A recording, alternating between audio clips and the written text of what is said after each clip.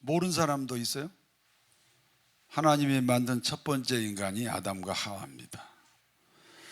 하나님이 만든 첫 번째 인간 아담과 하와에게 두 아들이 있습니다. 큰 아들은 가인이고 둘째 아들은 아벨입니다. 어느 날 가인이 동생 아벨을 죽였습니다. 형 가인이 동생 아벨을 죽인 이유가 무엇입니까? 첫 번째 이유는요, 가인이 하나님과 관계가 잘못되었습니다. 예수 믿는 사람은 하나님과 관계가 잘 되어야 사람과의 관계도 잘 됩니다. 가인의 제사를 하나님이 받지 않았습니다.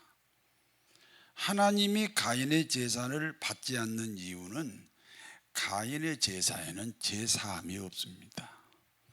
제사함의 고백이 무엇입니까? 구원의 확신입니다. 오늘날 많은 교회들이 가인의 예배를 드립니다. 형 가인이 동생 아벨을 죽인 두 번째 이유입니다. 미움입니다. 요한일서 3장 15절에 그 형제를 미워하는 자는 살인하는 자다. 형제를 미워하는 것이 무슨 살인인가? 마음속에 미움이 밖으로 나오면 살인이 된다, 그런 뜻입니다. 사람들은 이렇게 말합니다. 나는 살인한 적이 없어요. 여러분 살인한 적 없지요? 말씀 안 하시니까 수상하네. 살인한 적 없지요? 그러나 누구를 미워해 본 적은 있습니다. 그렇다면 그 미움이 살인으로 발전하지 않는 것뿐입니다. 하나님의 은혜입니다. 저 감옥소에 있는 제수하고 오늘 명절이지만 예배당에 앉아있는 나하고 하나님의 은혜가 달라서 그렇습니다. 그래서 우리 기독교인들은 하나님의 은혜로 산다, 이렇게 고백합니다. 하나님은 아담과 하와에게 죽은 아벨을 대신해서 셋이라는 아들을 또 주셨습니다. 그리고 셋이 에노스를 낳고 에노스가 게난을 낳고 게난이 마할랄레를 낳고 또 마할랄렐이 야렛을 낳고 야렛이 에녹을 낳습니다.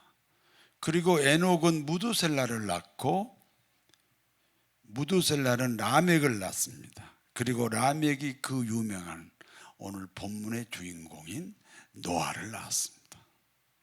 그러니까 아담부터 노아 때까지는 10대밖에 안 됩니다.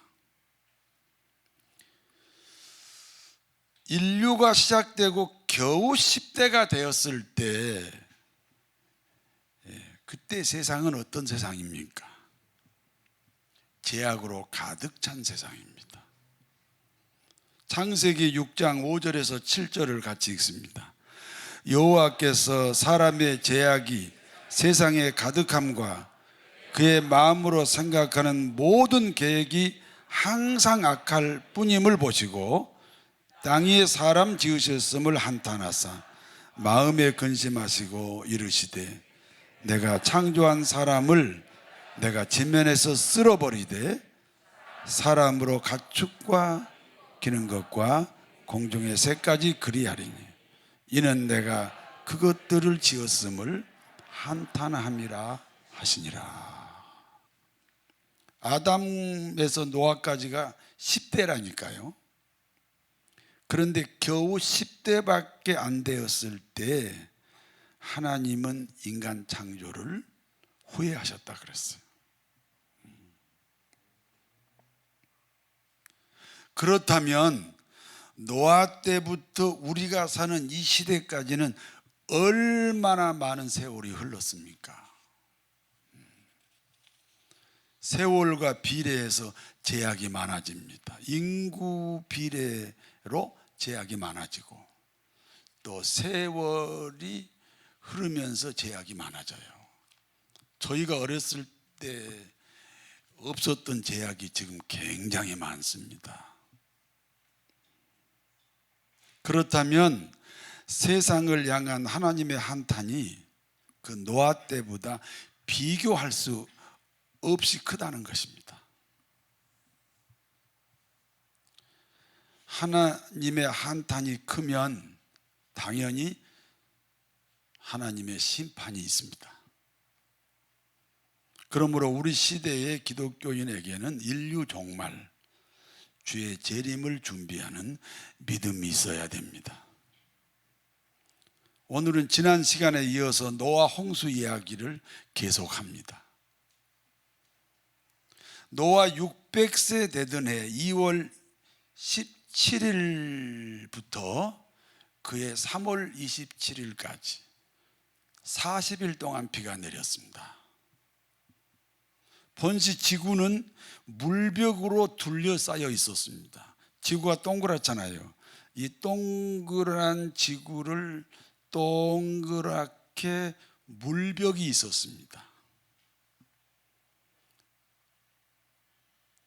태양이 물벽을 데우고 그 데워진 물벽이 지구를 보호합니다. 그러니까 지구를 둘러싼 물벽은 일종의 스팀 역할을 했습니다.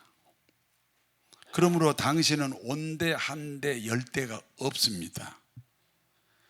지금 한대 지방에서 열대 식물이나 동물의 표석이 나오고요. 그리고 지금 열대 지방에서 지금의 한대 지방의 식물이나 동물의 표석이 나옵니다. 그리고 사람 살기가 최적의 조건입니다. 그러므로 아담은 930세 살고 셋은 912살까지 살고 에노스는 905살, 게나는 910살, 마할랄렐은 895세, 야렛은 962세, 에녹은 365세까지 살고 죽지 않고 천국으로 올라갔습니다. 그리고 에녹의 아들 무두셀랄은 969세, 라멕은 777세, 노아는 950세까지 살았습니다. 그런데 지구를 둘러싼 물벽이 무너졌습니다. 그래서 노아 홍수라는 것은 지금의 홍수가 아닙니다. 물벽이 무너졌다. 그래서 이 지구의 가장 높은 산까지 완전히 물에 덮여버린 그런 대홍수입니다. 이와 같은 대홍수로 인하여 어떤 생명체도 방주로 들어가지 않으면 죽었습니다. 본지 물속에서 사는 생명체는 방주로 들어갈 필요가 없죠. 그 외에 모든 생명체는 방주로 들어가야 삽니다.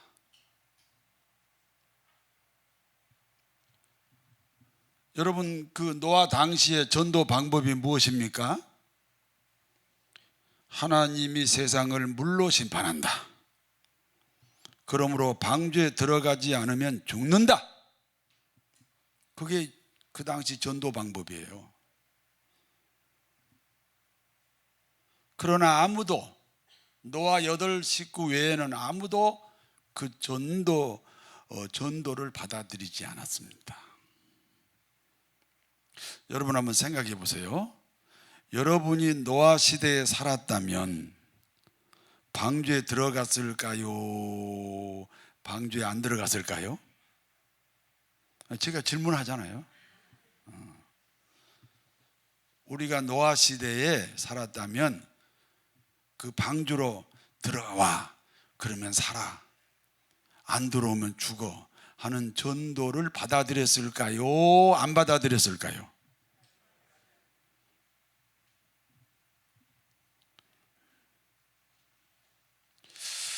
대답은 간단합니다. 지금 순종하고 계시면 그때 받아들였을 겁니다. 그런데 지금 순종하지 않으면 절대 그때 방주에 못 들어갔습니다. 그러므로 순종이 신앙입니다. 여러분, 어느 날 세월이 많이 흐르면서 교회 다니는 거, 예배 드리는 거, 기도하는 거, 찬송하는 거, 헌금 내는 것이 순종이 아니고 습관일 수가 있습니다. 순종이 신앙이다. 여러분, 신앙생활 하고 계십니까?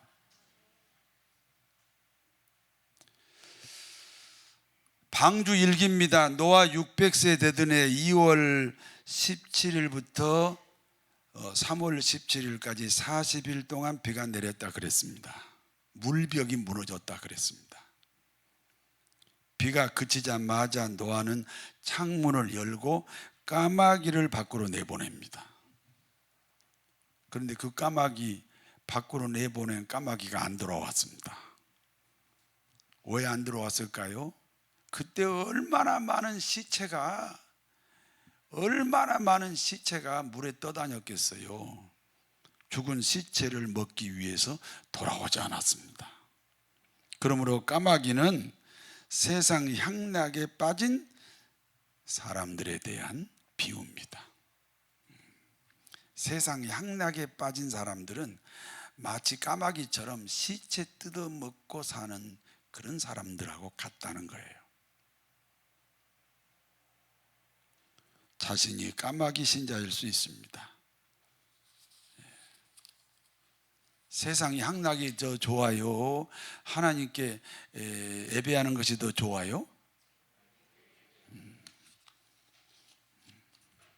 평소에 자신의 모습을 보고 대답을 하셔야 됩니다.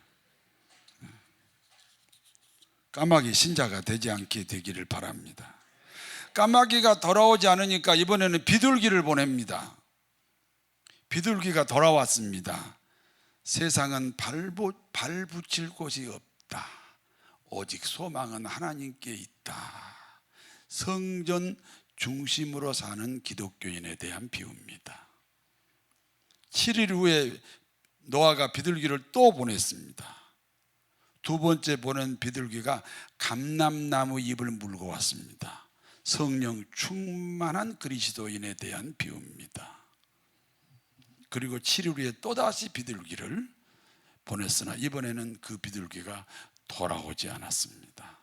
돌아오지 않는 세 번째 비둘기는 생활에 성실한 기독교인에 대한 상징입니다. 그러니까 기독교인이 3단계로 나누어져 있잖아요. 첫 번째 단계는 성전 중심의 신앙생활. 그보다 한 단계 더 높은 신앙이 성령 충만한 기독교인. 그 성령 충만한 기독교마다 한 단계 더 높은 기독교인이 삶에 성실한 기독교인입니다. 여러분, 교회 생활에 유능할수록 사회생활에도 유능해야 됩니다. 그 사회생활에 유능한 것이 신앙이에요.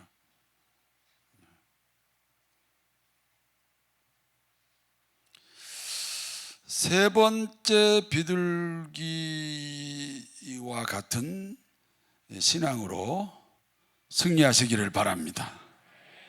드디어 노아는 가족과 함께 방주에서 나왔습니다. 그때 노아 나이는 601살입니다. 창세기 8장 13절에서 19절 같이 읽습니다. 601년 첫째 달 곧 그 달 초하루 날에 땅 위에서 물이 거친지라 노아가 방주 뚜껑을 제치고 본즉 지면에 물이 거쳤더니 둘째 달 21의 날에 땅이 말랐더라. 하나님이 노아에게 말씀하여 이르시되 너는 내 아내와 내 아들들과 내 며느리들과 함께 방주에서 나오고 너와 함께한 모든 혈육이 있는 생물 곧 새와 가축과 땅에 기는 모든 것을 다 이끌어내라. 이것들이 땅에서 생육하고 땅에서 번성하리라 하시매 노아가 그 아들들과 그의 아내와 그 며느리들과 함께 나왔고 땅 위의 동물 곧 모든 짐승과 모든 기는 것과 모든 새도 그 종류대로 방주에서 나왔더라. 방주에 들어간 것이 600세 2월 17일이잖아요. 그리고 방주에서 나온 날이 601세 2월 17일이니까 딱 방주 안에 들어가 있었던 기간이 1년하고도 10일입니다. 그리고 1년 10일 만에 이제 노아가 드디어 그 발을 땅에 디디게 되었다. 그런 말씀입니다.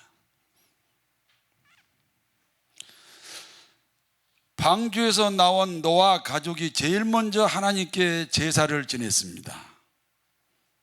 창세기 8장 20절 같이 읽습니다. 노아가 여호와께 제단을 쌓고 모든 정결한 짐승과 모든 정결한 새 중에서 제물을 취하여 번제로 제단에 드렸다. 그렇습니다. 우리 기독교인은 환경이 바뀔 때마다 예배드립니다. 사람에게 환경이 바뀌는 주기가 7일입니다. 월요일부터 토요일까지는 같은 패턴으로 일을 하지요. 그리고 그 다음 월요일부터 또 새로운 패턴으로 일을 하게 됩니다. 그러므로 새로운 일주일이 시작하는 첫날은 하나님께 예배를 드립니다. 여러분, 오늘이 주말이 아니에요. 주말은 토요일이에요. 오늘은 주일 첫째 날입니다. 그래서 오늘 첫째 날 하나님께 예배를 드립니다. 그 첫째 날이 우리가 지금 예배 드리는 주일입니다. 노아가 드린 번제 제사는 어떤 제사입니까? 먼저 번제 제물을 칼로 죽여요. 그리고 가죽을 벗기고 모든 장기를 따로따로 분해합니다. 그리고 분해한 장기들을 깨끗이 물로 씻은 다음에 불에 태워 냄새로 하나님께 올려드립니다. 마지막에 재가 남지요. 그 재마저 바람에 날려버립니다. 여러분, 재물은 그 재물을 드린 사람을 상징합니다. 그러니까 예배라는 것은 사람에게 돌아오는 것이 없다는 거지. 다 하나님께 온전히 드리는 것입니다. 아멘. 그 하나님이 주시는 것은 이제 하나님의 입장이지. 우리는 그냥 이 예배를 통해서 우리 인생을 하나님께 그냥 드리면 됩니다. 그와 같은 제사가 번제라고 하는 제사입니다. 그러므로 우리 기독교인이 드린 모든 예배가 번제 제사입니다. 히브리서 4장 12절에 하나님의 말씀은 살아 있고 활력이 있어서 좌우의 날선 어떤 검보다 예리하다. 그래서 그 날쌘 검으로 혼과 영과 관절과 골수를 찔러 쪼갠다. 말씀의 검을 통해 자신을 철저히 분해한다는 겁니다. 어디에 교만이 숨어 있습니까? 어디에 내가 알지 못하는 불순종이 숨어 있습니까? 이 정도는 됐지 하고 예배당에 와서 목사님 설교를 들으니까 교만이 숨어 있었구나, 불순종이 숨어 있었구나 라고 진단하고 분해하는 시간이 말씀을 듣는 시간이다, 그런 뜻입니다. 그와 같은 복된 시간이 되시기를 진심으로 바랍니다. 노아가 번제 제사를 드렸더니 그때 하늘에서 무지개가 생겼습니다. 무지개는 하나님의 약속입니다. 창세기 9장 8절에서 13절까지 같이 읽습니다.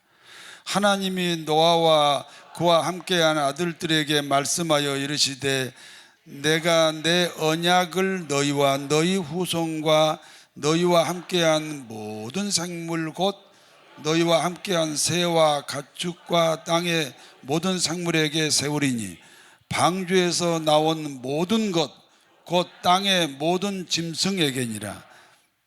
내가 너희와 언약을 세우리니 다시는 모든 생물을 홍수로 멸하지 아니할 것이라.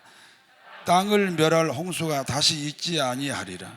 하나님이 이르시되 내가 나와 너희와 및 너희와 함께하는 모든 생물 사이에 대대로 영원히 세우는 언약의 증거는 이것이니라.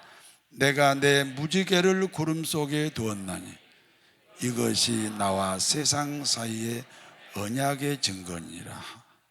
하나님이 노아와 그 가족에게 말씀합니다. 너와 내 후손과 너와 함께한 모든 생물에게 약속한다. 다시는 이 땅에 홍수로 심판하지 않는다. 여러분 여기서 잘 기억해야 돼요. 방주에서 나온 사람과 생물에게 심판하지 않는다고 약속한 거예요.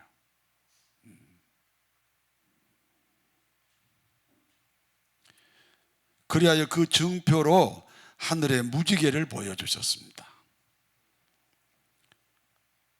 여러분 오늘 본문에 보니까 무지개가 어디에 있었나요? 구름 속에 있었습니다. 사실 우리의 발걸음 걸음마다 심판의 대상이 아닌 것이 없습니다. 우리에게는요 공식적인 예배가 일주일에 9번 있습니다. 주일날 2번 있잖아요. 수요 예배가 있고 심야 예배가 있어요. 그럼 4번이잖아요. 그리고 월요일부터 금요일까지 새벽 기도가 있습니다.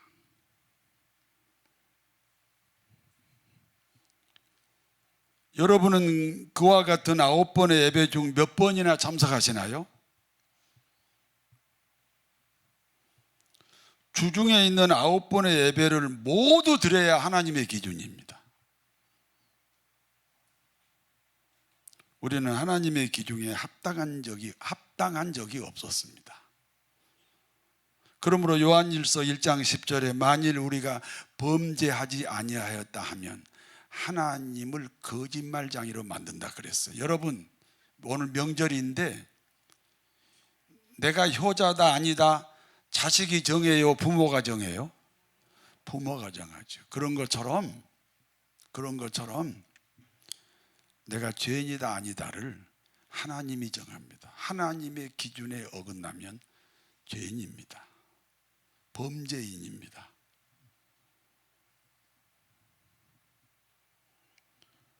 그런데 범죄할 때마다 우리를 심판하지 않았습니다. 성도 여러분, 심판할 일이 없어서 심판하지 않는 것이 아닙니다.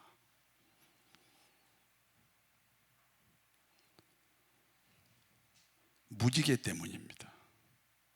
우리 눈에 안 보이지만 그 구름에 숨겨진 무지개 때문에 심판을 안 하신 겁니다. 심판을 안 하시겠다는 약속 때문에 심판을 안 하신 겁니다. 그런데요, 왜곡된 무지개가 있습니다. 동성애자들의 무지개입니다. 귀신들이 자신들의 정체를 감추기 위해서 이 무지개를 심볼로 삼았을 뿐입니다. 오늘 여기까지가 이제 본문의 내용입니다. 이제 본문이 주는 교훈을 말씀드립니다. 첫 번째, 방주의 정체입니다. 따라하세요. 방주는 예수 그리스도시다. 로마서 3장 23절에 모든 사람이 죄를 범하였음에 하나님의 영광에 이르지 못하더라. 죄가 있으면 하나님의 영광에 이르지 못하다. 죄가 있으면 하나님과 단절이 되었다. 하나님과 단절이면 하나님 없는 인생입니다. 그러므로 로마서 6장 23절, 죄의 싹은 사망이다. 하나님 없는 인생이 죽으면 하나님 없는 곳으로 갑니다. 하나님 없는 곳이 지옥입니다. 그래서 우리는 그 지옥을 사망이라고 부릅니다. 죄의 싹은 사망이다. 로마서 5장 8절입니다. 우리가 아직 죄인 되었을 때 그리스도께서 우리를 위하여 죽으심으로 하나님의 사랑을 확증하셨다. 우리가 현재 죄인입니다. 저를 보시면서 들으세요. 우리가 현재 죄인입니다. 우리가 현재 죄인이면 하나님과 원수지간입니다. 그런데 그와 같은 원수 관계인 나를 위하여 주님이 죽으셨습니다. 그것이 하나님이 우리를 사랑하신 증거입니다. 요한복음 1장 12절입니다. 영접하는 자, 곧 그 이름을 믿는 자들에게는 하나님의 자녀가 되는 권세를 주셨다. 우리가 예수님을 영접합니다. 그러면 주님과 내가 하나가 됩니다. 어떤 저 시골의 가난한 처녀가 서울의 강남에 100억짜리 부자하고 결혼했습니다. 그러면 남편이 100억이니까 아내도 100억 부자가 됩니다. 우리는 예수님을 영접했으니까 예수님과 내가 하나가 되었습니다. 그러므로 예수님의 죽음이 나의 죽음이 되어서 죄값을 치릅니다. 그런데 주님은 다시 부활하셨습니다. 우리는 주님의 죽음과 하나 되었으므로 주님의 부활과도 하나가 됩니다. 그러니까 죄값을 치르고 다시 살았으니 이제 영생입니다. 앞으로 얻어야 될 영생이 아니고 예수님을 믿는 순간에 영생을 얻었습니다. 사도행전 16장 31절, 그래서 예수를 믿어라. 그러면 너와 내 집이 구원을 얻는다. 요한복음 5장 24절, 내가 진실로 진실로 너희에게 이르노니 내 말을 듣고 나 보내신 이를 믿는 자는 영생을 얻었고 심판에 이르지 아니하나니 사망에서 생명으로 옮겼느니라. 진실로 진실로 주님이 말씀합니다. 우리가 예수를 믿으면 영생을 얻었습니다. 아멘 해보세요. 과거 완료입니다. 심판에 이르지 않습니다. 미래 완료입니다. 사망에서 생명으로 옮겼습니다. 현재 진행형입니다. 생명 가운데 삽니다. 그러므로 이제는 그 나라와 의를 구하는 겁니다. 목사님의 강요가 아니고 기독교인이니까 해야 될 의무도 아니에요. 내 신앙 때문에 이제는 그 나라와 의를 구하는 것입니다. 오 주님께서 나를 살리셨네. 십자가의 피로 구원하셨네. 오 주님께서 나를 살리셨네. 전혀 알지 못했던 기쁨일세. 여러분, 전혀 알지 못했던 이 기쁨이 세상의 장애물을 다 이기는 겁니다. 두 번째, 방주는 들어가기도 하지만 나오기도 해야 됩니다. 방주에 들어가는 것이 구원의 확신입니다. 구원의 확신을 무엇으로 증명합니까? 입술의 고백이 아닙니다. 구원에 대한 열매입니다. 구원에 대한 열매는 삶의 변화를 가리킵니다. 삶의 변화는 삶의 우선순위입니다. 개인의 사생활보다 예배를 더 귀중히 여기는 삶의 우선순위입니다.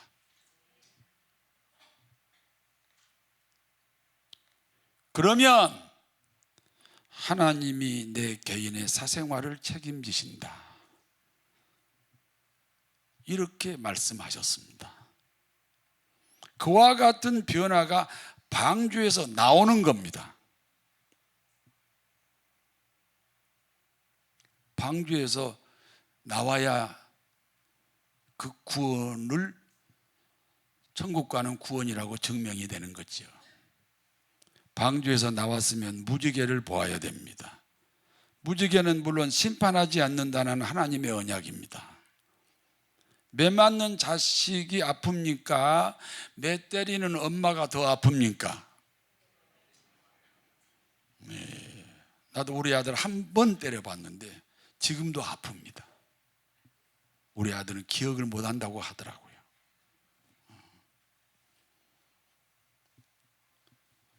매 맞는 자식보다 때리는 어머니가 더 아픕니다. 그와 같이 심판하시는 하나님이 심판을 당하는 인생보다 더 아프고 아픕니다. 그래서 하나님은 자신의 아픔이 너무 커서 심판하지 않겠다는 것입니다. 그러면 앞으로 하나님의 심판이 없습니까? 아닙니다. 심판이 있습니다. 하나님이 심판하는 것이 아니라 인간이 스스로 심판을 자초한다는 겁니다. 인류는 사단의 도구로 살고 있습니다. 그러므로 세상의 모든 발달은 하나님을 대적하는 발달입니다. 사상과 과학의 발달은 인간이 하나님 되겠다는 시도입니다. 그러므로 인류는 스스로 멸망을 선택하는 겁니다. 하나님이 그와 같은 인류의 멸망을 어느 날 수용하는 날이 올 겁니다. 그날이 지구 종말이고 그날이 주님의 재림하는 날입니다. 하나님은 인류를 심판하지 않습니다. 다만 사단을 심판합니다. 그런데 인간이 사단에게 속해 있습니다. 그래서 사단을 심판할 때 인간도 심판한다는 것입니다. 우리 삶을 통해서 분별하는 지혜가 있어야 됩니다. 방주는 예수 그리스도입니다. 예수 그리스도 외에는 구원이 없습니다. 우리 모두는 방주로 들어가는 노아 8 식구가 되어야 합니다. 여러분 귀합니다. 8 식구입니다. 그 8 식구 중에 내가 들어가야 됩니다. 방주로 들어갔으면 이제 때가 되어 그 방주에서 나와야 됩니다. 방주에 들어가기만 하고 나오지 않으면 그게 구원파예요. 우리는요, 죄 지어도 구원이 취소 안 돼요. 그러면서 죄를 반복해서 짓는 게 그게 구원파지.